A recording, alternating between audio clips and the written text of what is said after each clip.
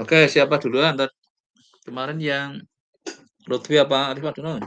Oke, silahkan. Saya dulu, Pak. Oke, ya oke silahkan yang masuk duluan. Oke, silahkan apa yang ingin disampaikan? Eh, ini Pak, saya hari ini akan coba untuk presentasi slide-nya, Pak. Oke, ini untuk TA1 atau TA2? TA2, Pak. Nah, 20 menitan ya, dicoba karena nanti kalau kelamaan, ini sekarang silahkan kalau TA1 kadang saya biarin lama, nggak berarti kalau untuk siap TA2 berarti sudah pernah TA1 kan? Sudah, Pak. Oke, 20 menit ya, coba ya dari sekarang ini sudah nanti saya rekam bisa nanti untuk kepala. Oke, silakan. Oke, sebentar nih, Pak. Silakan langsung share screen aja. Baik, Pak.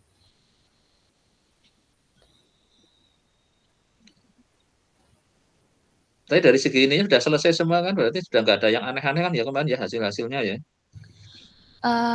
Sudah, Pak, untuk Hmm, asumsinya sudah sudah aman. Hmm. memenuhi. Jadi kalau ada asumsi nggak terpenuhi, Anda harus cari model atau metode yang asumsinya itu dilanggar, nggak apa-apa lah, itu harus sampai gitu loh ya. Oke, silakan dulu ya, tampilkan aja dulu nanti apa kita apa. Oke, silakan. 20 Oke, menit dari sekarang ya. oke, baik, Pak. Ini Selesai. sudah muncul Oke, ya, Pak, sudah kelihatan slide-nya? sudah ya, silakan. Oke, baik. Assalamualaikum warahmatullahi wabarakatuh. Selamat pagi, Waalaikumsalam. Prof. Gunardi. Pada kesempatan ini, saya akan mempresentasikan hasil penelitian saya mengenai pemodelan faktor-faktor yang memengaruhi persentase pendaftaran sertifikat halal UMK di Indonesia menggunakan metode Geographically Weighted Panel Regression dengan pendekatan fixed effect pada data panel pendek. Sebelumnya perkenalkan, saya Lutfi Rahmawati dari program studi statistika dengan nomor induk mahasiswa 21474505 PA 20489.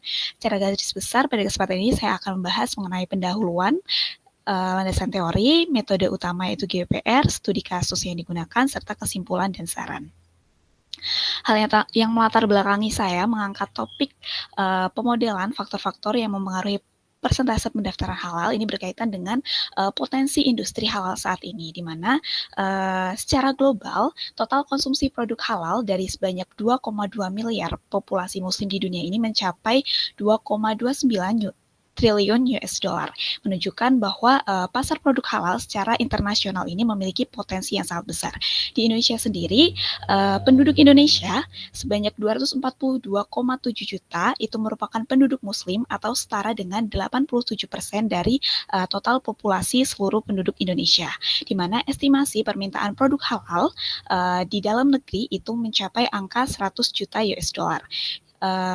Potensi ini menunjukkan bahwa terdapat permintaan pasar yang tinggi dalam skala nasional maupun internasional pada produk-produk halal, sehingga ke depannya permintaan akan produk halal ini dimungkinkan akan terus meningkat. Namun dengan potensi yang besar ini akan dilihat terlebih dahulu bagaimana realita industri halal di Indonesia. Indonesia sebagai negara dengan populasi muslim terbesar di dunia, pada kenyataannya berdasarkan skor Global Economy Syariah, indikator ekonomi syariah di antara negara anggota OKI ini menduduki peringkat ketiga di bawah Malaysia dan Saudi Arabia. Indonesia juga masih mendominasi sebagai importir, bukan eksportir pasar halal yang kalah dominasinya dibandingkan dengan negara-negara dengan mayoritas penduduknya non-muslim. Pemerintah sendiri sudah berupaya untuk meningkatkan persentase atau produk halal di dalam negeri melalui Undang-Undang Nomor 33 Tahun 2014 tentang jaminan produk halal yang mengatur bahwa seluruh produk yang beredar di Indonesia ini wajib memiliki sertifikasi halal. Namun pada kenyataannya sejak undang-undang ini diberlakukan dari tahun 2014 sampai dengan 2024, produk UMKM yang telah bersertifikat halal hanya mencapai angka 8,15% dari keseluruhan total UMKM yang berada di Indonesia. Hal ini menunjukkan bahwa pemberlakuan Undang-Undang Nomor 33 Tahun 2014 ini belum berdampak signifikan terhadap industri halal Indonesia.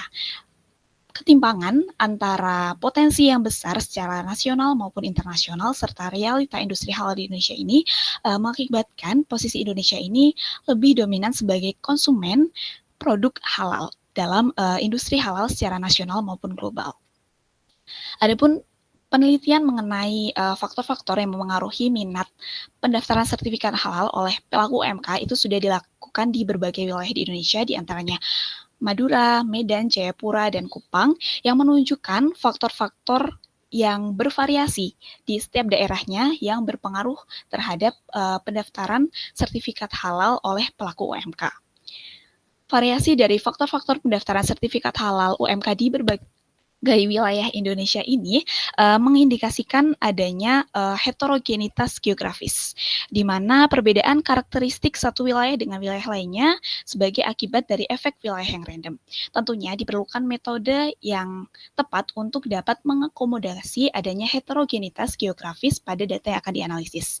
Metode geographically weighted regression ini hadir dengan mempertimbangkan pengaruh heterogenitas geografis pada data dengan unit cross-section berupa data spasial.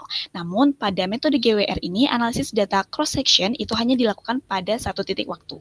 Sedangkan analisis data dari beberapa titik pengamatan pada beberapa waktu itu diakomodasi oleh regresi data panel. Namun pada metode ini diperlukan asumsi yang harus dipenuhi, yaitu homoskedastisitas residual, di mana dimungkinkan itu tidak dapat terpenuhi ketika data mengandung aspek heterogenitas spasial. Sehingga kombinasi antara model efek tetap dari regresi panel dengan model GWR ini menghadirkan metode baru, yaitu Geographically Weighted Panel Regression, di mana metode ini menganalisis heterogenitas spasial dalam beberapa titik waktu pengamatan. Sehingga pada penelitian untuk pemodelan faktor-faktor yang mempengaruhi pendaftaran sertifikat halal UMK di Indonesia ini akan digunakan metode Geographically Weighted Panel Regression atau GWR. Rumusan masalah yang akan diangkat yaitu bagaimana penerapan model GWPR dengan pendekatan fixed effect pada panel pendek. Yang kedua, bagaimana performa model GWPR jika dibandingkan dengan regresi linear berganda dengan model regresi panel efek tetap. Kemudian yang ketiga, bagaimana pemodelan faktor-faktor yang memengaruhi persentase pendaftaran sertifikat halal UMK pada setiap provinsi di Indonesia. Untuk batasan masalah, yang pertama, model regresi data panel yang digunakan yaitu regresi panel dengan efek tetap. Kemudian yang kedua, fungsi pembobot spasial yang digunakan yaitu fungsi pembobot kernel, adaptif, dan tetap yang meliputi kernel Gaussian, B-squared, dan eksponensial. Yang ketiga, fokus analisis ini membandingkan tiga performa model regresi yaitu regresi linear, data panel, dan GWPR.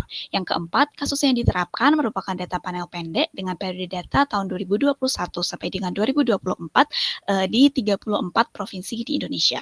Untuk tujuan dan manfaat penelitian, yang pertama yaitu menerapkan model GWPR dengan pendekatan fixed effect pada panel pendek.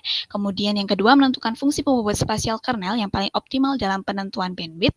Yang ketiga, mengetahui performa model GWPR pada data spasial jika dibandingkan dengan model regresi linear dan panel efek tetap.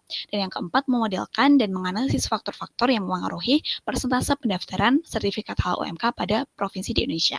Kemudian teori-teori yang digunakan sebagai landasan untuk metode utama pada penelitian ini, yang pertama analisis regresi, di mana metode ini memodelkan hubungan antara variabel dependen dengan satu atau lebih variabel independen.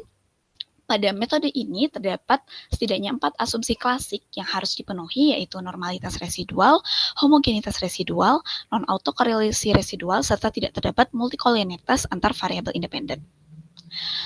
Analisis regresi data panel merupakan metode regresi yang diterapkan pada data panel, yaitu data gabungan yang memuat data cross-section dan data time series. Pada data panel terdapat 3 pendekatan yang digunakan, yaitu common effect model, di mana pada pendekatan ini koefisien slope maupun intercept diasumsikan sama untuk seluruh unit cross-section dan seluruh unit waktu.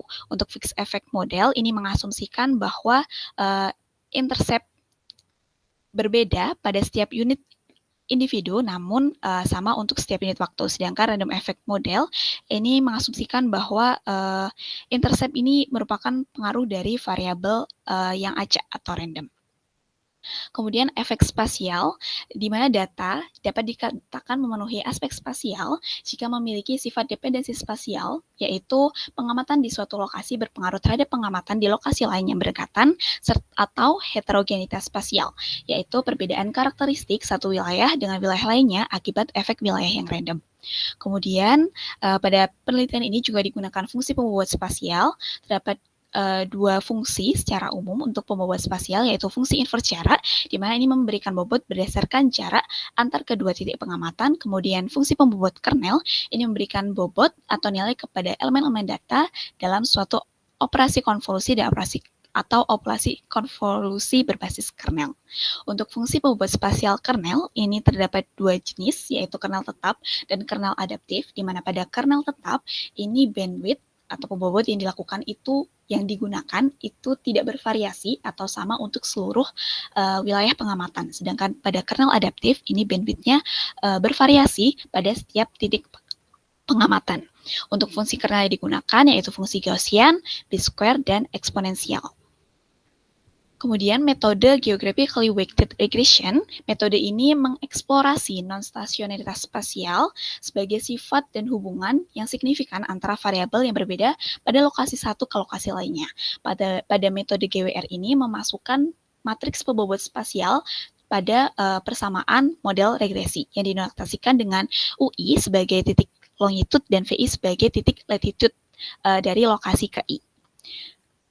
Untuk pemilihan model terbaik akan mempertimbangkan 3 matriks evaluasi, yaitu residual sum of square atau RSS, kemudian koefisien determinasi, dan AIC. Selanjutnya, metode utama yang digunakan pada studi kasus ini yaitu geographically weighted panel regression. Metode ini merupakan gabungan antara model GWR dengan model regresi data panel. Metode ini diasumsikan dari waktu observasi di suatu lokasi geografis merupakan proses spasial temporal, di mana waktu ini diasumsikan bersifat time invariant, sehingga proses spasial berlaku untuk seluruh observasi temporal secara bersamaan dan diasumsikan tetap secara temporal. Selanjutnya akan dibahas penerapan model GWR pada studi kasus yang digunakan. Untuk data yang digunakan, ini berupa data panel dengan unit cross-sectional 34 provinsi, dan periode data yang diteliti yaitu tahun 2021 sampai 2024, dengan total observasi sebanyak 136 observasi, dengan sumber data yang digunakan ini dari data internal Badan Penyelenggara Jaminan Produk Halal, kemudian dari situs satu data Kementerian Agama serta situs Sirusa Badan Pusat Statistik. Untuk variabel penelitian digunakan ada sebanyak 8 variabel dengan satu variabel dependen yaitu persentase pendaftaran sertifikat halal UMK, kemudian variabel independen meliputi jumlah produk halal, jumlah LPH, jumlah LP3H, jumlah auditor halal, jumlah penyelia halal, tingkat literasi, dan akses digital. Yang pertama akan dieksplorasi terlebih dahulu bagaimana sebaran persentase pendaftaran sertifikat halal UMK di seluruh wilayah di Indonesia. Dapat ditunjukkan bahwa sebaran dari tahun ke tahun ini menunjukkan variasi yang beragam antar titik wilayah, di mana dari tahun ke tahun didapati pola intensitas persentase sertifikat halal yang tinggi pada titik data yang relatif sama, yaitu terpusat untuk persentase yang tinggi pada wilayah di Pulau Sumatera dan Pulau Jawa serta beberapa di Pulau Kalimantan. Kemudian untuk persentase yang cenderung lebih rendah ini didapati pada wilayah Indonesia Tengah sampai dengan Timur, di wilayah Bali dan Nusa Tenggara, Sulawesi, Maluku, dan Papua. Selanjutnya untuk variabel independen ini akan ditinjau terlebih dahulu korelasinya antara variabel dependen dengan variabel independen.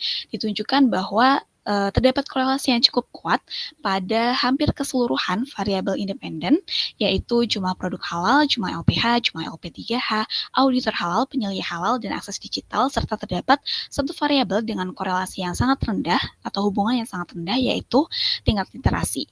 Untuk mempertimbangkan variabel independen apa saja yang dapat diikutkan dalam pemodelan, dilakukan perhitungan nilai FIF pada seluruh variabel independen, di mana didapati bahwa seluruh variabel independen ini memiliki nilai FIF yang kurang dari 10, sehingga dapat disimpulkan bahwa tidak terdapat kolinaritas antar variabel independen, sehingga seluruh variabel independen dapat diikutkan dalam pemodelan. Pemodelan yang pertama yaitu analisis regresi linear berganda, di mana diperoleh pada model yang pertama ini belum memenuhi uji asumsi klasik berupa normalitas residual dan homoskedastisitas residual, sehingga diperlukan penanganan terlebih dahulu kepada residual yang tidak berdistribusi normal melalui transformasi Box-Jocks dengan nilai lambda sebesar 0,025, dan hasil transformasi Box-Jocks ini dilakukan pemodelan ulang regresi linear berganda, sehingga selanjutnya diperoleh hasil pemodelan ulang regresi linear berganda dengan matriks evaluasi R-square-nya sebesar 55,81%, didapati bahwa model ini sudah memenuhi asumsi distribusi normal pada residual, namun residual masih bersifat heteroskedastik. Kemudian selanjutnya dilakukan pemodelan analisis regresi data panel melalui 3 pendekatan, yaitu common effect model, fixed effect model, dan random effect model. Dilakukan uji pemilihan model panel melalui uji Chow dan uji Hausman, di mana diperoleh model yang paling tepat adalah model FEM yang mendukung asumsi untuk menggunakan metode GWPR dengan pendekatan fixed effect model. Kemudian dilakukan uji asumsi pada model FEM, di mana didapati residual ini sudah berdistribusi normal, namun masih terdapat sifat heteroskedastik pada residual, sehingga diperlukan penanganan untuk heterogenitas spasial pada model FEM melalui metode GWPR. Namun sebelumnya dilakukan preprocessing terlebih dahulu, yaitu transformasi dewening atau within transformation, di mana ini mengurangkan persamaan model FEM terhadap rata-rata time series yang bersesuaian untuk menghilangkan pengaruh efek tetap individu, serta dilakukan normalisasi data untuk menyelaraskan skala data dengan menggunakan metode min-max normalization. Pemodelan GWPR pertama-tama dilakukan pemilihan untuk fungsi pembobot kernel yang akan digunakan, di mana di antara 6 fungsi yang digunakan, didapati bahwa model GWPR dengan pembobot adaptif B-square ini memiliki nilai cross validation yang paling rendah sebesar 0,00753, sehingga model GWPR dengan pembobot kernel adaptif B-square ini digunakan sebagai fungsi pembobot untuk memodelkan persentase pendaftaran sertifikat halal di Indonesia. Diperoleh nilai bandwidth yang paling minimum itu di Kepulauan Riau dan paling tinggi itu di Provinsi Sumatera Selatan. Selanjutnya dilakukan uji kelayakan terlebih dahulu pada model GWPR untuk mengetahui apakah terdapat perbedaan yang signifikan antara model regresi panel global dengan GWPR. Untuk selanjutnya diputuskan apakah model GWPR ini layak digunakan dalam pemodelan. Di mana didapati bahwa nilai F hitung itu lebih rendah daripada nilai F tabel, sehingga dapat diperoleh kesimpulan bahwa terdapat perbedaan yang signifikan antara model regresi panel global dan GWPR. Selanjutnya dilakukan perbandingan performa model regresi antara regresi linear berganda, regresi panel efek tetap, dan GWPR, di mana didapati bahwa model GWPR ini memiliki nilai R-square tertinggi sebesar 90,15%, kemudian jumlahan kuadrat residual yang paling rendah sebesar 1,0244, dan nilai AIC yang terkecil sebesar negatif 225,6208, yang menunjukkan bahwa model GWPR dengan pembobot kernel adaptif B-square ini merupakan model yang paling baik dalam memodelkan faktor-faktor yang memengaruhi persentase pendaftaran sertifikat halal di Indonesia. Selanjutnya dapat dilihat untuk signifikansi dari setiap variabel independen, di mana warna biru ini menunjukkan bahwa variabel independen tersebut berpengaruh secara signifikan pada wilayah tersebut, dan warna abu-abu menunjukkan bahwa variabel independen tidak berpengaruh signifikan. Dapat dilihat bahwa terdapat keberagaman atau variasi dari signifikansi variabel independen dari setiap variabel independen itu di berbagai wilayah lokal, sehingga dari variasi ini akan dibentuk kelompok-kelompok variabel independen berdasarkan signifikansi variabel independennya pada provinsi tersebut, di mana diperoleh sebanyak 8 kelompok. Kelompok pertama yang ditunjukkan oleh warna biru ini dipengaruhi oleh akses digital, di mana memang ditujukan pada wilayah ini akses digital sudah tersebar cukup merata pada angka 60 sampai dengan 90%. Kemudian wilayah yang kedua ditunjukkan dengan warna kuning, ini dipengaruhi oleh literasi dan juga akses digital, ditunjukkan dengan literasi pada wilayah Provinsi Bali dan Nusa Tenggara Barat ini sangat rendah, bahkan literasi pada Provinsi NTB ini menjadi yang paling rendah pada tahun 2024 di antara 34 provinsi yang lain. Sedangkan untuk akses digitalnya ini sudah menunjukkan angka yang cukup bagus untuk ketiga provinsi. Kemudian yang ketiga ditunjukkan oleh warna ungu muda, ini dipengaruhi oleh variabel LP3H dan akses digital, di mana pada kelompok ini peningkatan untuk variabel LP3H itu sangat sedikit, hanya meningkat sebesar 1 LP3H setiap tahunnya. Kemudian kelompok yang keempat yang ditunjukkan oleh warna hijau, ini dipengaruhi oleh variabel jumlah LPH, jumlah LP3H, dan akses digital. Pada kelompok ini ditemui bahwa tidak terdapat LPH atau lembaga pemeriksa halal, kemudian peningkatan jumlah LP3H juga sangat kecil, hanya meningkat sebanyak 2 lembaga pada setiap tahunnya. Kemudian akses digital juga sudah tersebar cukup merata pada angka 60 sampai dengan 80% pada kelompok ini. Kemudian selanjutnya kelompok yang kelima ditunjukkan dengan warna magenta pada Provinsi Maluku Utara. Ini dipengaruhi oleh jumlah LPH, jumlah LP3H, literasi, dan akses digital, di mana pada provinsi ini juga tidak terdapat jumlah LPH, dengan peningkatan jumlah LP3H hanya berkisar pada 1 sampai dengan 2 lembaga saja setiap tahunnya. Namun literasi pada provinsi ini sangat tinggi, mencapai angka 98%, tapi tidak diiringi dengan akses digital yang tinggi, di mana akses digital hanya sebesar 54,68%. Kemudian kelompok yang keenam, yaitu Provinsi Maluku, dipengaruhi oleh variabel LPH, LP3H, jumlah penyelia, dan literasi serta akses digital, di mana pada provinsi ini juga tidak didapati adanya LPH, kemudian LP3H-nya juga hanya meningkat sangat kecil. Penyelia pada provinsi ini sudah paling tinggi di antara provinsi di Indonesia bagian timur, di antara Provinsi Maluku Utara, Papua Barat, dan Papua. Dan literasinya juga sudah sangat tinggi, mencapai angka 99%, dan akses digital ini lebih tinggi jika dibandingkan kelompok sebelumnya, mencapai angka 60,58%. Dan yang kelompok terakhir, yaitu Provinsi Papua dan Papua Barat, dipengaruhi oleh LPH dan auditor, di mana tidak terdapat LPH dan auditor pada provinsi ini. Penyelia juga sangat kecil pada provinsi ini. Kemudian peningkatan jumlah LP3H sangat kecil, hanya sekitar 1 lembaga setiap tahunnya. Tingkat literasinya sudah cukup baik, di mana pada Provinsi Papua Barat ini mencapai angka 98%, Provinsi Papua mencapai angka 80%, namun tidak diiringi dengan angka akses digital yang tinggi, yaitu diperoleh akses digitalnya hanya mencapai angka 30%. Dan kelompok yang terakhir, yaitu Kepulauan Riau, ini dipengaruhi oleh jumlah produk halal dan akses digital. Pada Kepulauan Riau ini memang produk halal ini paling tinggi di antara provinsi yang lain pada wilayah Pulau Sumatera. Kemudian akses digital pada Kepulauan Riau ini juga dominan lebih tinggi dibandingkan provinsi lain di Pulau Sumatera.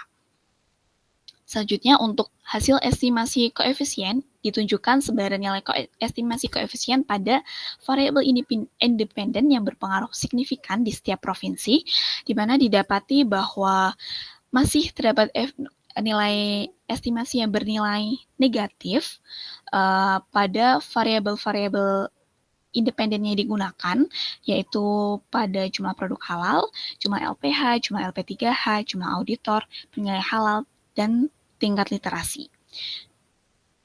Selanjutnya ditinjau nilai R-square, di mana didapati nilai R-square untuk keseluruhan provinsi ini berada pada rentang 83,47% sampai dengan 94,48%, menunjukkan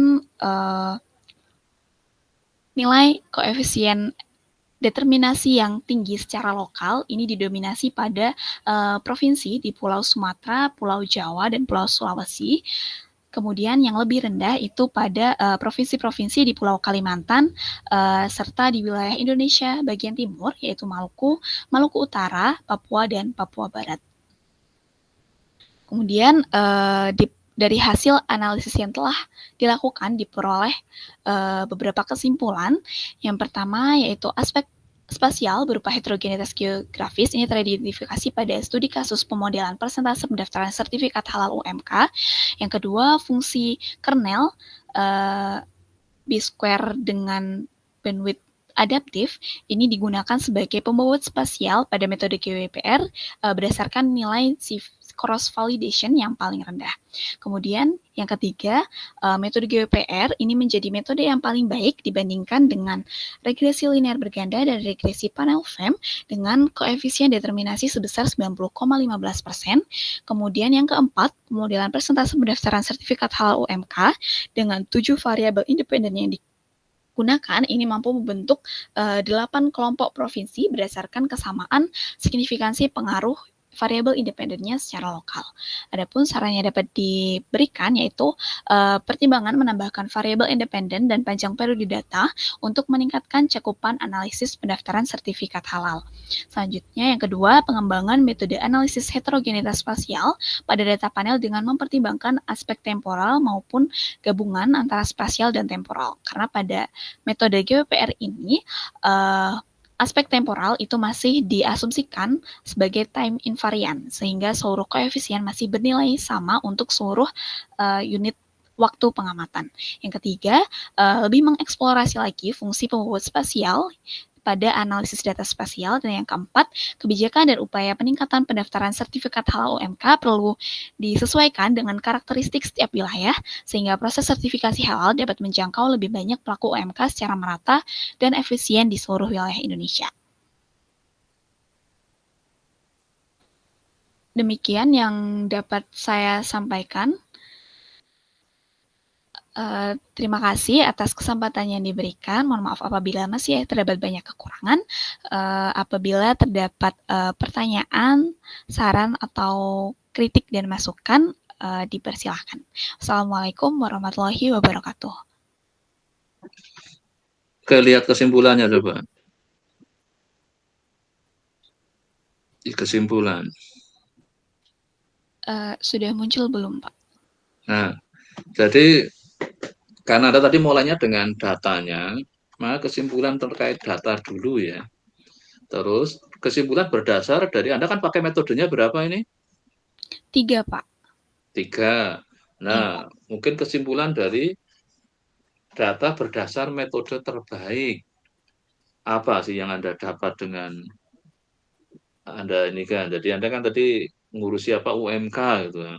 Aspek spesial berupa nah ini kan kesimpulan apa? Apa ini kesimpulan yang penting untuk urusan UMK? Anda mestinya apa? Dalam konteks ini adalah Anda akan jadi pembina UMK gitu kan untuk sertifikat halal gitu kan. Apa sih dampak dengan Anda menganalisis dengan metode terbaik yang Anda apa metode terbaiknya akhirnya? GWPR, Pak. Nah, oke, GWPR. Berarti hasil dari Anda menganalisis sertifikat halal UMK ini apa sih yang Anda dapat? Kenapa Anda harus pakai GWPR yang udah panel, regression, ditambah ada GW-nya? Apa sih perbedaan kalau seandainya yang Anda dapat dengan kalau seandainya Anda dengan regresi saja, Anda dengan regresi panel saja, Anda dengan regresi yang sudah GWPR ini. Tapi pertama adalah saya ingin ada kesimpulan dari kerjaan Anda ini, kok malah di satu cuman mengatakan aspek spesial berupa apakah ini yang Anda harapkan dari Anda mengerjakan apa studi kasus, pemodelan, presentase, pendaftaran, hasil konkret dari Anda ini kayaknya belum di sini ini yang. Terus yang kedua adalah nanti dari si metodenya, Anda gunakan 3 metode, coba perlihatkan komparasinya. Anda ukuran kebaikannya pakai apa? Koefisien determinasi, residual sum of square, dan AIC, Pak. Nah, tampilkan secara bersama-sama Anda di sini apa sih yang Anda dapat ini di kesimpulannya ini? Jadi misalkan apa tadi apa? Tadi pakai ukuran kinerjanya Anda? R square, RSS, dan AIC. Nah, GWPR R square-nya berapa ini? 90,15%, Pak. Yang lainnya kok nggak diliatin itu. Oh, Jadi baik. seberapa gradasinya? Kalau ternyata hasilnya tipis-tipis saja, ngapain saya capek-capek? Selain GWPR apa tadi? Yang selain Uh, GWPR? Panel dan linear berganda, Pak. Regresi Nah, linear. coba mau ditampilkan itu di kesimpulannya supaya ada Oh, kesimpulan aspek datanya dengan metode terbaik.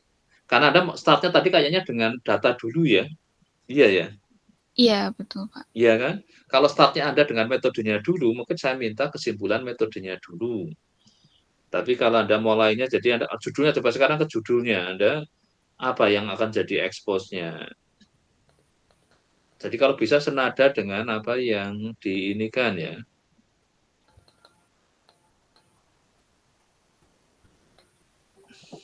Pemodelan faktor yang pengaruhi persentase. Nah, ini kan berarti datanya dulu kan. Terus Anda akan gunakan metodenya apa? GWPR. Iya, GWPR dengan pendekatan fixed aspect pada data panel pendek. Nah, berarti kan Anda ingin menunjukkan apa faktor-faktor yang pengaruhi persentase pendaftaran sertifikat halal itu. Nah, karena jadi pertanyaan kenapa harus gunakan GWPR kan? Sudah GWPR ada pilihannya dengan fixed effect pada data panel pendek. Anda hanya melakukan dengan fixed effect, tidak menggunakan random effect. Ya, Pak, hanya menggunakan fixed effect. Terus, jadi nah kalau tadi Anda menyebutkan ada 3 metode, Anda tandingkan dengan GWPR ditandingkan dengan apa tadi? Metode panel dan Panel. regresi linear. Oke. Jadi ini Anda unggulkan, nah berarti ini kesimpulan ini kalau bisa Anda kelihatan ya. Jadi ini yang sering saya katakan bahwa Anda gunakan korban itu hanya sia-sia gitu kan. Kalau saya lihat kesimpulan Anda loh ya. Harusnya jawab ini kan. Iya, betul, Pak. Nah, itu kalau bisa tonjolkan itu dulu. Terus korban yang kedua adalah metodenya itu. Yang ditandingkan dengan ini. Ini yang Anda mau unggulkan kan. Terus Iya, betul, Pak. ditandingkan dengan regresi ganda sama apa tadi? Panel, Pak. Panel saja gitu tanpa ada GW-nya.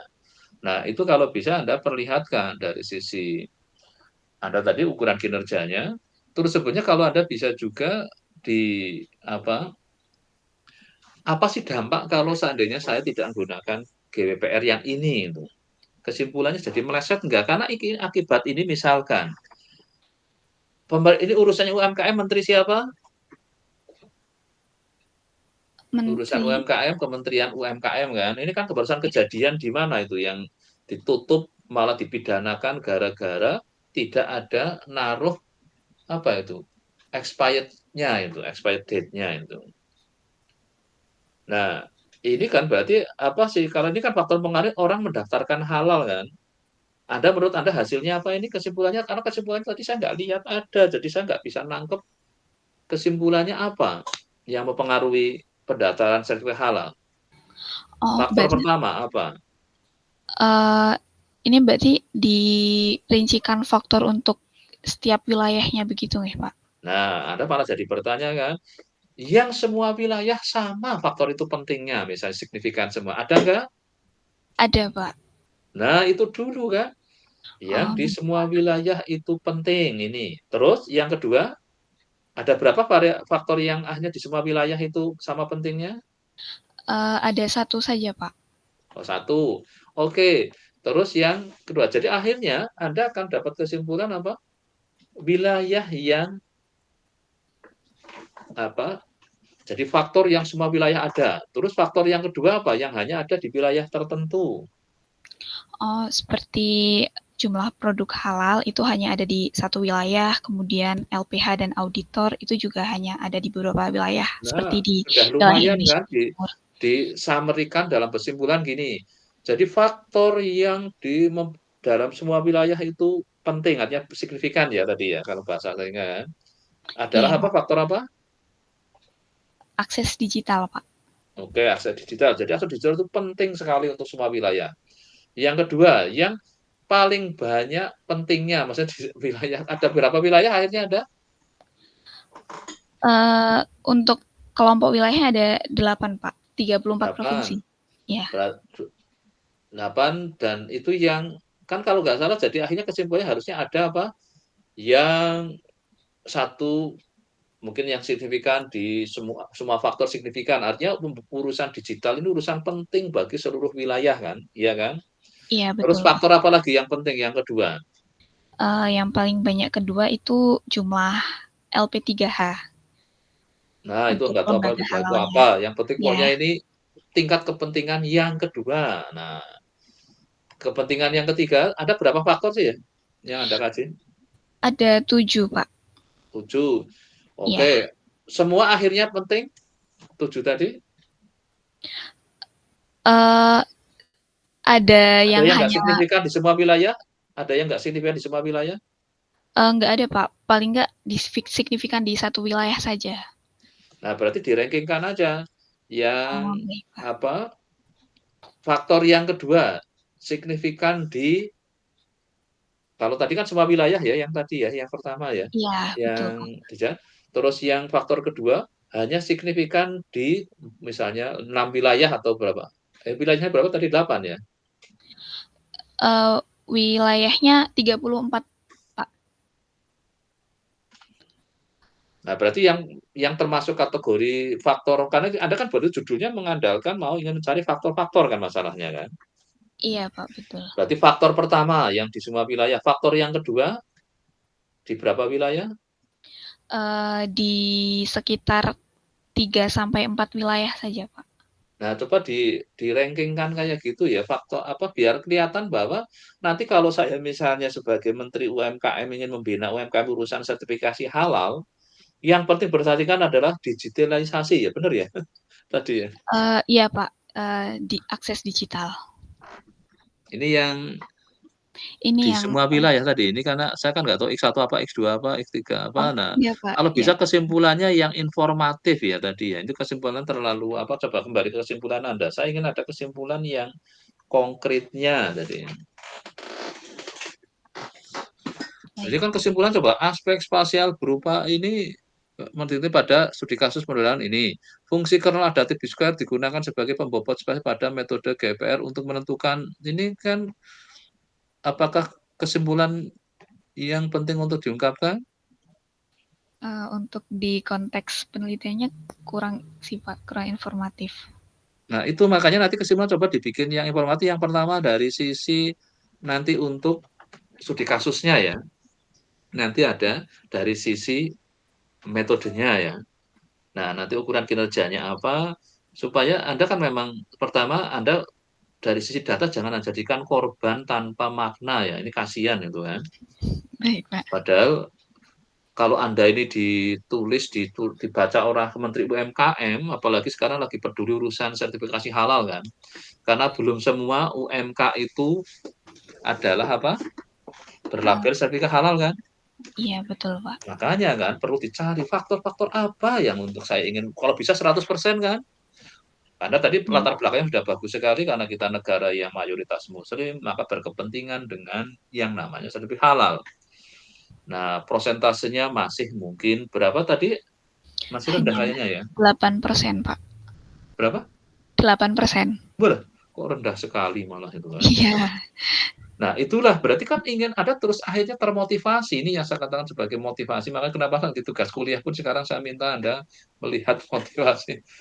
Betapa ini masih perlu dinaikkan. Nah, mesti kan harus faktor apa yang penting untuk ternyata digitalisasi berasal dari penelitian Anda kan. Iya, betul, Pak. Oke, nanti silakan di ini kan. Terus kok hasil riset Anda ini meyakinkan nggak? Iya, wong ini saya gunakan GWPR yang paling canggih kan istilahnya kan di sini ya, karena R-square-nya paling apa? Tinggi ya. Paling tinggi. Iya. Iya kan? Iya, betul, Pak. Ya, yang lainnya berapa coba kalau yang regresi biasa? Ini nanti Untuk tolong regresi ditampilkan ya. kalau Dari R-square-nya kalau misal dengan panel itu nggak sebanyak itu, Pak, untuk selisihnya hanya sekitar 4%. Tapi kalau dari RSS dan AIC-nya ini sangat jauh Betul signifikan kan? sekali. Nah, Iya, inilah Pak. yang saya akan tampilkan di kesimpulan yang akibatnya Anda mesti akan gunakan hasil karya yang GWPR kan? Iya. Nah, itu yang tadi Anda tampil dari hasil GWPR, bisa juga mau ini dulu tampilkan boleh, dari RS-nya kecil sekali, AIC-nya sudah yang kecil malah negatif. Nah, terus nanti dari sisi tadi ya, pada saat misalnya mau diimplementasikan hasil riset Anda adalah dengan cara perhatikan kalau ingin menaikkan ini kan positif ya pengaruhnya ya tadi ya yang X1 ya. Positif atau Yang negatif? di seluruh provinsi ini positif, Pak. Nah, positif berarti kan harus dinaikkan masalah tentang digitalisasi kan? Iya, Iya Pak, ya betul. tadi ya. Iya, Nah, digitalisasi. apalagi kalau bisa ngasih apa nanti di situ ilustrasi kalau hanya menaikkan DJ sekian, menaikkan persentasenya sekian. Wah, itu kan jadi program yang penting adalah digitalisasi di UMK ya, berarti kesimpulannya kan, kesimpulan pertama yang penting kan. Iya, Pak. Kesimpulan kedua, yang positif lagi aja, yang signifikan tapi positif kan, karena untuk menaikkan kan. Yang signifikan positif ini yang banyak di jumlah LP3H, Pak. Nah, tadi berarti prioritas yang kedua apa LP3H. Nah, oke, yang Iya. ketiga apa? Yang ketiga, ini sebenarnya jumlah LPH, tapi jumlah LPH yang disignifikan ini di provinsi tersebut tidak terdapat LPH, begitu Pak. Jadi hasilnya negatif koefisiennya, jadi kurang selaras sama seharusnya di koefisien Nah, ini kalau ada kayak gini, global. anomali kayak gini, kamu harus tahu cari sebab jadi karena kan kita ingin melakukan program menaikkan sertifikasi halal di UMK. Maka langkah pertama adalah X1 apa bukan X1 itu tadi X berapa? Yang sertifikat 7, yang Pak. dijelasin. Oke, lakukanlah X7 dulu yaitu digitalisasi. Yang kedua apa? LP3H, Pak. LP3H. Lagi yang ketiga nyari yang positif. Oh, yang positif. Pertamanya, setelah Dan lebih yang negatif, yang harus dicegah kan kalau negatif kan. iya, Apa yang Pak. negatif? Jumlah LPH dan auditor. Oh, auditor jadi ini ya, malah pengaruhnya negatif itu. Iya, Pak. Karena Kenapa? di provinsi ini itu tidak terdapat auditor halal begitu Pak dibandingkan dengan provinsi Hmm. lainnya. Sehingga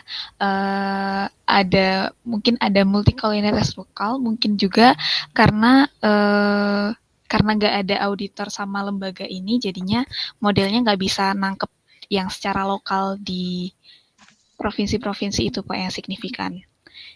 Karena yang signifikan ini di provinsi-provinsi yang tidak terdapat lembaga dan auditor itu Pak. Sedangkan di yang provinsi lainnya yang terdapat lembaga pemeriksa halal dan auditor halalnya itu malah tidak berpengaruh signifikan.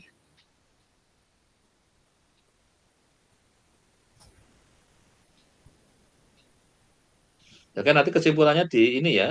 Jadi saya hanya memang sekarang mulai mendorong kesimpulan-kesimpulan yang seandainya ini kalau Anda dari sisi datanya kan yang dijadikan korban kan tentang UMK ya, sertifikasi halal UMK, padahal ini isu yang penting kan sekarang itu. Malah saya juga kaget kemarin gara-gara di berita ada yang maka mungkin kalau ada yang neliti tentang bahwa di UMKM terutama ini Kementerian UMK Sopo itu menterinya, Anda tahu? Kurang tahu Pak saya. Aduh, Anda nggak peduli, padahal ini hasilnya mau tak kirim ke menterinya ini. Loh, kok malah nggak tahu? Berarti Anda ini nyari korban yang tak bermakna namanya itu. Artinya Anda nggak sebenarnya nggak punya rasa peduli ke UMK, tapi hanya demi untuk jadikan korban itu. Ini Pak sebenarnya Aduh, nah. lebih ke ini Pak lembaga yang ngurus sertifikat halalnya dari Iya, tapi BPJPH. kenapa Anda milih UMK? Kenapa Oh, enggak perusahaan karena besar? Usaha, ini karena kan usaha apa menengah kecil ya? mikro kecil Pak. Mikro kecil, saya sampai Iya, nggak tahu juga. Karena Anda tadi padahal UMK kan kalau salah ada Kementerian UMK seingat saya itu, bener ya?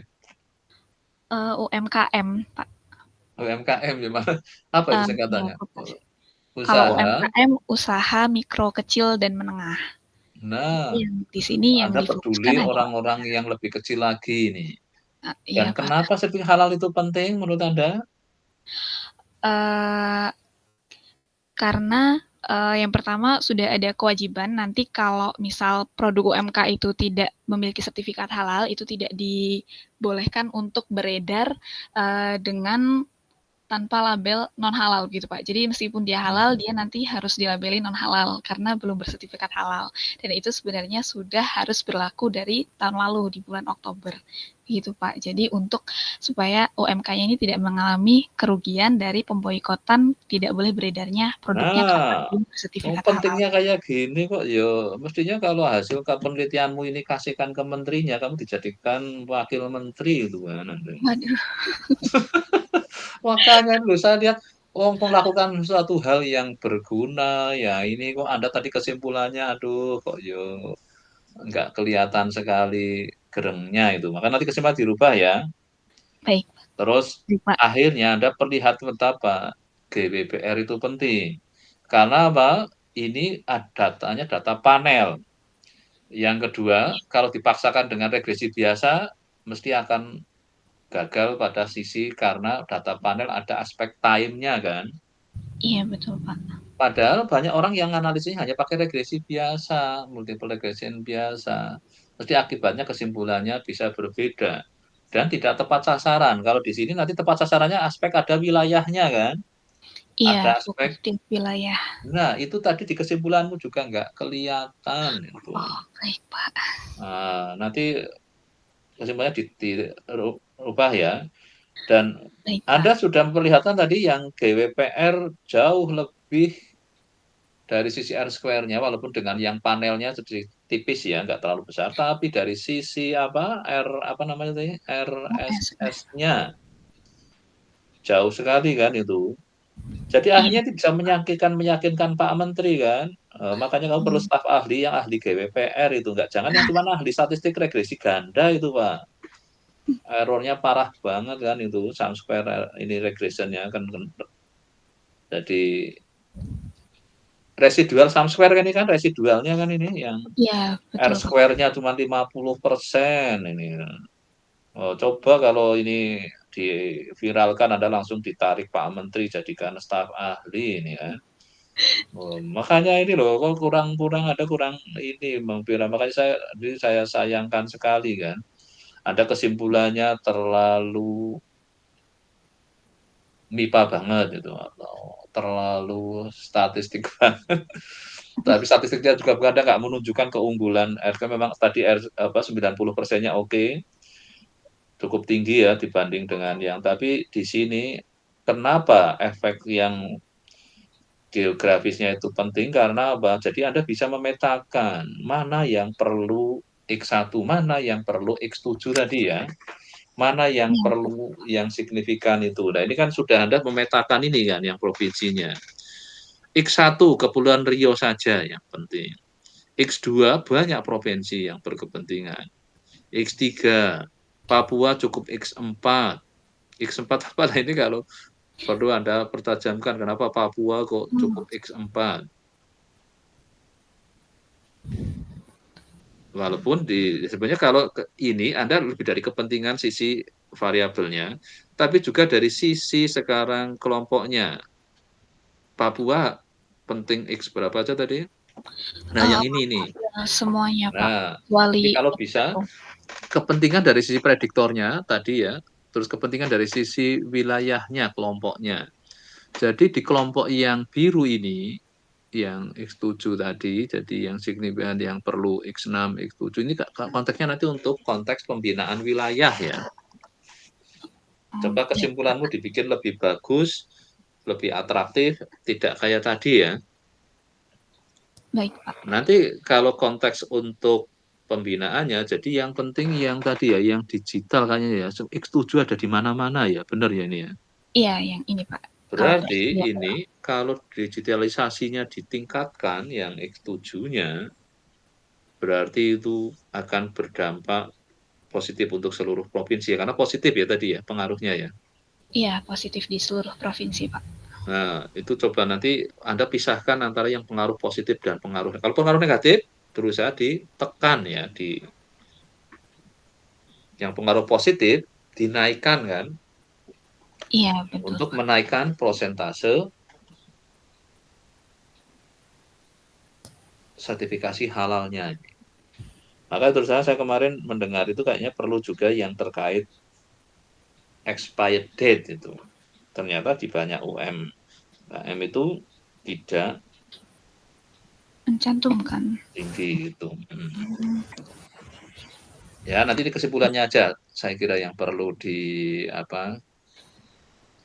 dicoba ya. Berarti nanti kalau misal kesimpulannya agak panjang, nggak apa-apa, Pak? Ya, tapi kan Anda lihat di yang eh, kalau daripada panjang kayak tadi itu menurut saya jadi dipisahkan antara kepentingan praktisnya tadi studi kasus. Jadi nanti kesimpulan dipisah dua aja yang studi kasus Oke, ya. Pak. Terus ada kesimpulan yang terkait adalah ininya Metodenya. eh, statistiknya lah gitu. Itu bisa ada tambah. Baik, Pak.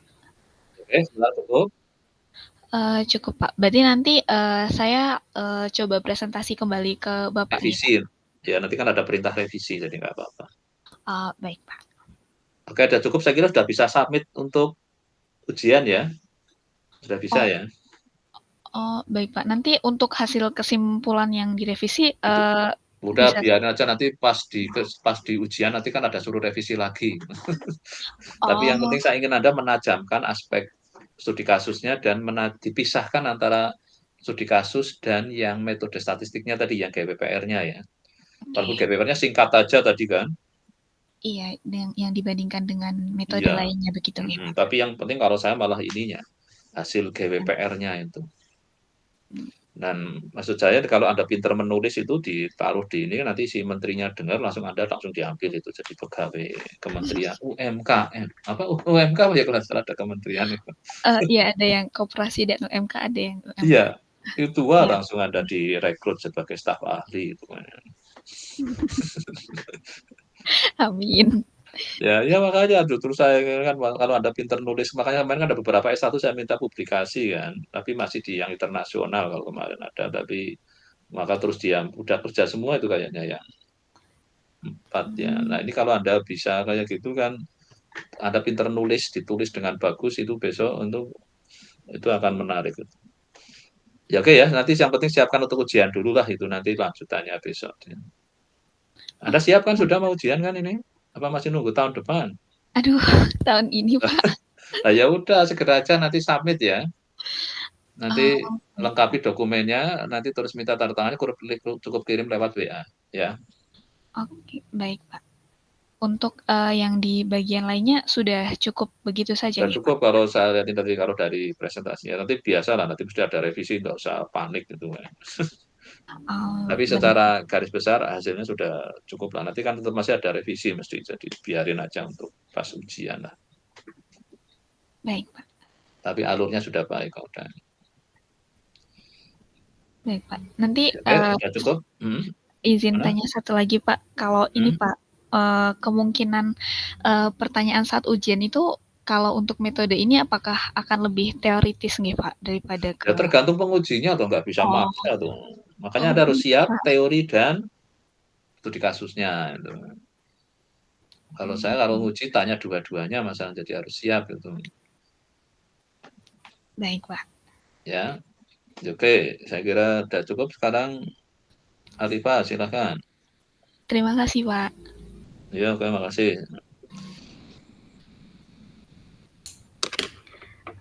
Baik Pak, kalau Ya, saya belum baru mau menyampaikan hasil kelanjutan dari kemarin TA1 itu. berarti Anda sudah TA1 ya? Ini mau siap ke TA2 Sudah, kan? iya. Ya sekarang Anda gini, Sudah berupa slide apa masih apa menyampaikan singkat apa mau berlama-lama? Udah dalam bentuk PDF-nya Pak, PDF latex. Sudah, maksudnya di lateknya sudah, jadi sudah lengkap kayak Sudah. tadi Lutfi apa sudah siap mau ujian? Sudah lengkap kayak Lutfi tapi belum di PPT Pak. Oh ya udah, berarti yang penting pertama nggak ada keanehan dulu hasilnya gitu ya. Karena kalau ada keanehan kan bisa saya minta ganti metodenya atau ganti datanya. Iya. Sementara itu hasilnya nggak ada masalah. Mungkin apa boleh saya tampilkan Pak biar Bapak Nah, bisa kalau maka melihat. saya kan lebih senang kalau tadi sudah berubah slide jadi cepet itu saya nangkepnya itu. Oh, begitu Pak. Pokoknya kalau sudah ini saya lebih senang berupa slide karena cepet itu.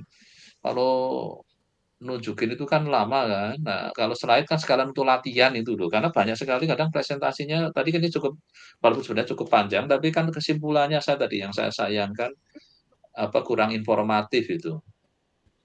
Oh, Apa Anda gini nanti bikin slide dulu. Yang penting pokoknya dari segi eee, keanehan nggak ada. Nanti kita cari oh, waktu untuk online. mungkin sekarang saya boleh menampilkan hasil sama bertanya beberapa dulu Pak, kalau Sudah punya misal slide-nya belum? belum, baru Ah, dalam bentuk PDF.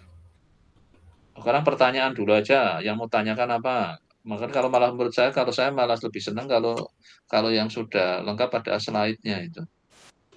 Baik Pak, eee, saya izin share screen ya Pak untuk Nah, nanti mungkin yang hari ini nggak usah terlalu panjang dulu. Kalau kayak teknologi kan sudah siap. Jadi, iya, apa yang ini ditanyakan? ini saya izin share screen untuk di Ya oke sambil hasilnya sharing aja. nggak apa. Ya. Apa sekarang Anda nyampaikan dalam bentuk pakai ini dulu nggak apa-apa. Saya beri waktu 5-10 menit apa cukup apa enggak? Oh boleh Pak, Ada. Ya cukup udah, Anda kayak sampaikan tapi apa nggak usah apa langsung singkat. dari awal sampai akhir kira-kira 10 menit berarti ya. Oh iya Pak, baik. Nanti sama pertanyaannya apa nanti saya akan komentar setelah itu. Ya udah ya, saya silakan Baik. share screen, saya beri waktu 10 menit ini jam 12.08 ya sampai 12.20 ya. Iya baik Pak. Oke, Saya silakan share izin screen. ya saya izin Ya, share screen ya Pak. oke ya silakan.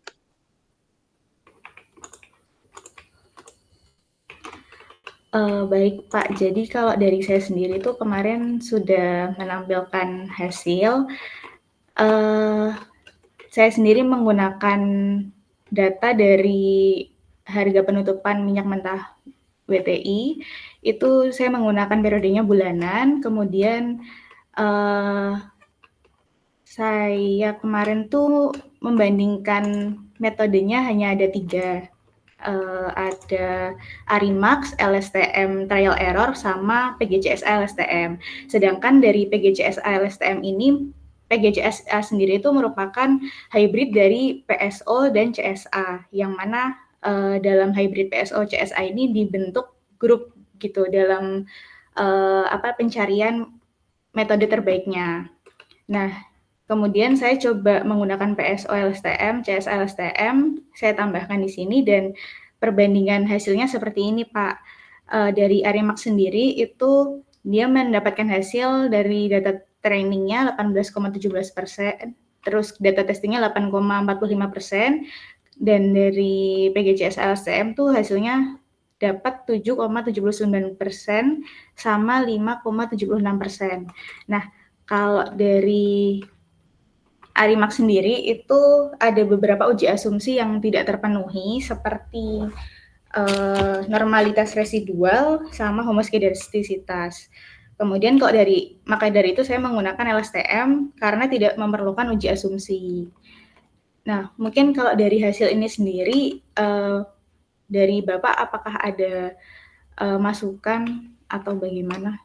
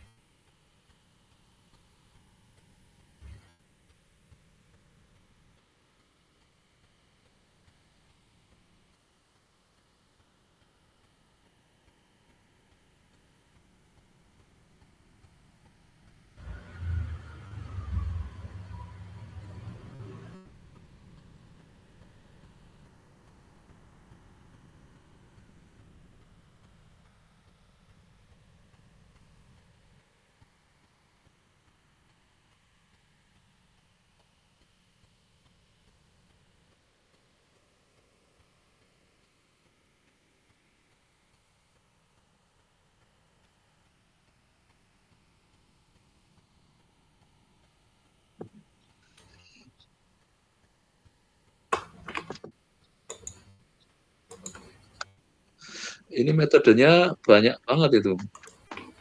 Marimax, LSTM, PSO LSTM, CA LSTM. Teorinya sudah lengkap belum di bab 3-nya? Sudah Pak. Ini sih Pak, karena PGCS LSTM itu PGCSA-nya itu dari hybrid PSO sama CSA Pak, makanya saya menjelaskan juga PSO Makanya ini kok LSTM sama hasilnya CSA. tapi ya tipis-tipis ya PGS-nya. Itu dari 8% MAPE ya. Nah, saya lihat MAPE-nya ya.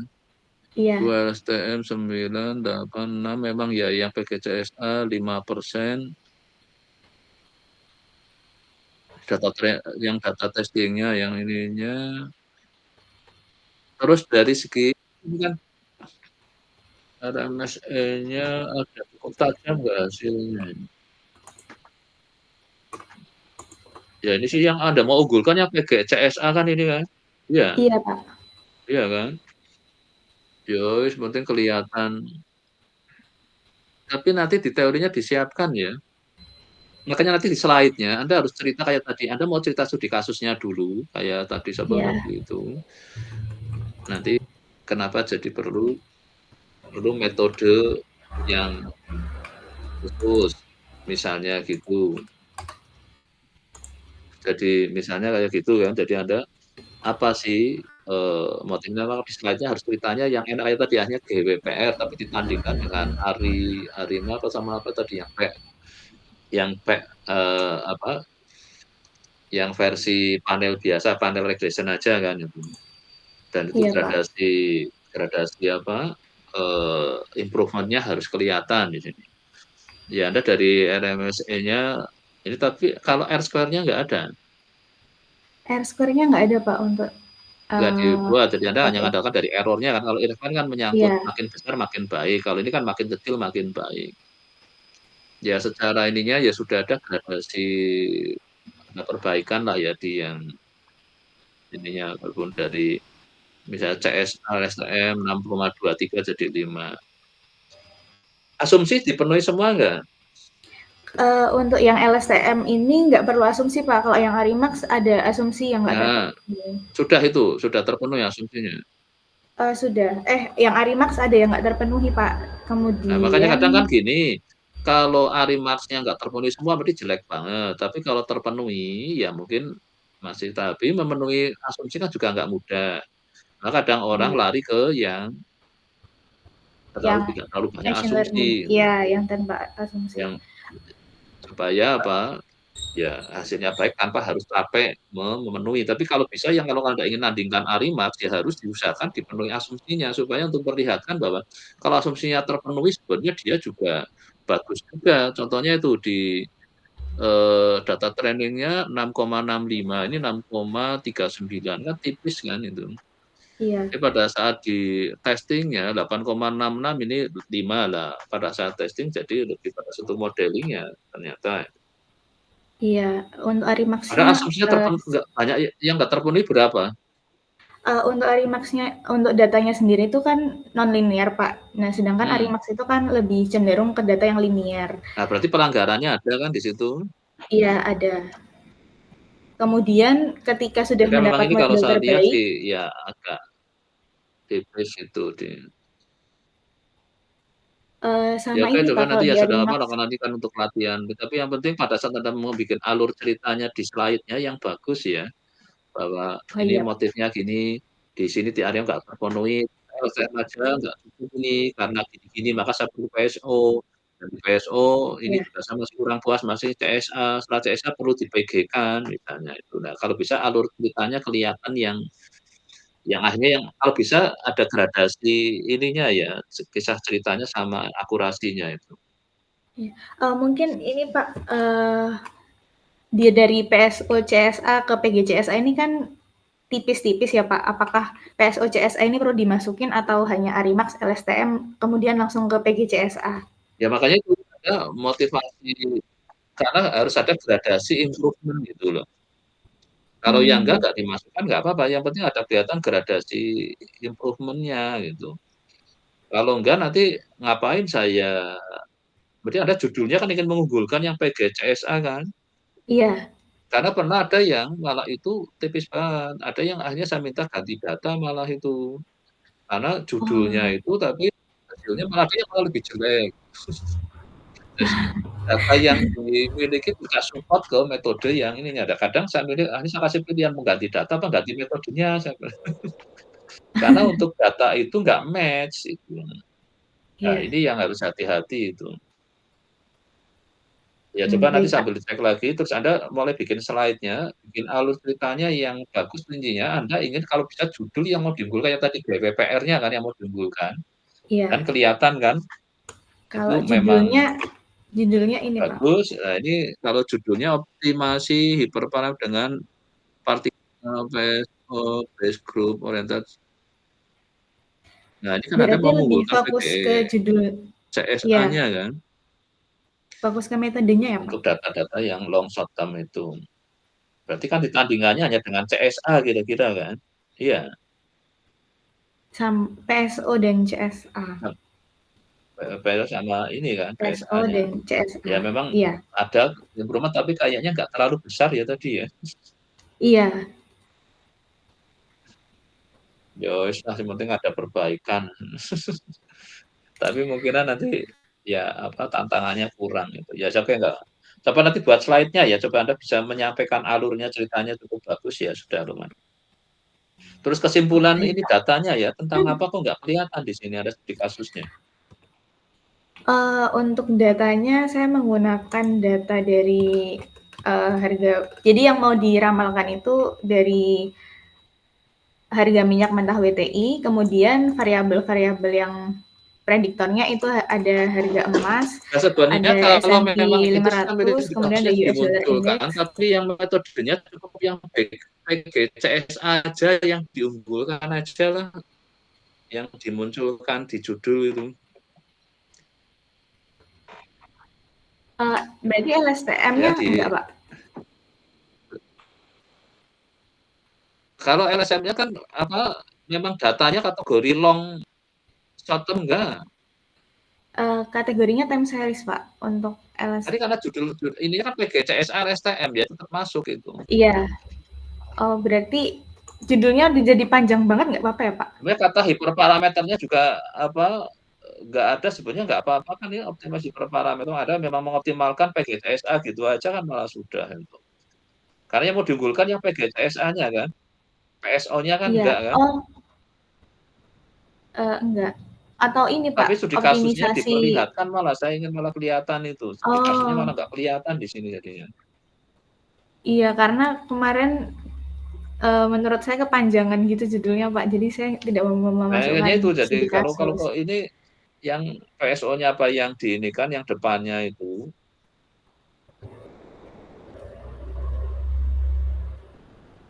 Ini jadi memang akhirnya jadi suka nggak bisa muncul tapi karena metodenya kepanjangan ya judulnya ya. Iya, namanya panjang banget, Pak. Ya wis lah, yang penting nanti di alur ceritanya sama kesimpulannya dipertajam ya tadi ya. Iya, Di baik, Pak. kelihatan di slide-nya itu. Ya oke, perlu mungkin latihan sekali lagi aja setelah slide-nya jadi ya, ini kan belum slide jadi saya nggak bisa ngukur Anda Iya. menampilkannya kayak apa itu. Tapi secara Oh, konten iya, ya Pak. sudah boleh, tapi mungkin lebih baik presentasi sekali lagi terus baru submit ujiannya ya. Oh, iya, Pak. Anda Berarti untuk Anda bikin presentasinya slide-nya minggu dulu lah depan, itu Pak? dalam ya minggu ini kan udah hari apa, ya paling nanti minggu depan di hari Senin apa Senin kan ada jatah yang pas skripsi itu jam 12 bisa itu. Di bimbingan mingguan itu ya, Pak? Iya, yang mingguan itu nggak apa, kalau kan biasanya sok nggak mesti pada muncul, bisa dipakai Anda aja. Iya. Oh, iya, baik, Pak. Iya, yang Cuman kan kalau Kakak misal jadikan setengah kalau satu kalau nggak salah itu. ya, Ini ya, kalau nanti misal nanti kasih terlalu ramai, apa boleh saya minta, waktu sendiri gitu, Pak? nggak Boleh, apa-apa, Pak? nanti kan yang lainnya paling kalau yang monitor kan singkat-singkat, tapi kalau ternyata ada ya nanti tak cari waktu lain. Sementara Oh, pakai itu iya, dulu baik. aja. Oke. Apa Iya, tadi mungkin nama kalau Anda dari siapa? saya gitu. Alifa Siapa Maharisa, Pak. namanya tak? Hah? Alifa Gimana tadi? Maharisa. Alifa ya. Ini mau tak kasih Iya, tadi linknya yang untuk Alifa Maharisa. Risa. Iya, Pak, ini, Pak. Iya, Iya. yang Risa ya, benar ya. Iya. Alifa, oh yang Risa ya. Ya Iya. udah tak kasih yang ini ya, yang Senin jam 12.30 ya. Oh, iya, Oh, baik, Pak. sudah saya kirim di benar ini WA-mu kan ini? Iya, sudah lihat cek di WA-nya. Belum masuk di saya, Pak. Risa skripsi 2024. Iya benar ya. Iya, iya betul, Pak. Ya udah berarti sudah. Ya udah untuk hari ini cukup itu. Link-nya belum masuk ke saya, Pak. Tapi sudah Atau tahu kan saya tiap Senin 12.30? saya taunya yang jam 9 itu, Pak, jam 9 sampai jam 10. Oh, sudah saya rubah itu. Oh, iya. 12.30. Tapi sudah saya kirim kok. Sudah masuk harusnya. Iya, Sudah. sudah, Pak, sudah. Ya udah ya. Nggih. Ya, oke, saya kira untuk hari ini cukup ya. Ya, baik, Pak. Ya, oke, Terima nanti kasih Senin banyak, Pak siapkan Bulan. slide-nya. Ya, oke ya, saya Ya, tutup ya. siap, saya kerjakan. Yuk, yuk, Makasih, Pak. yuk.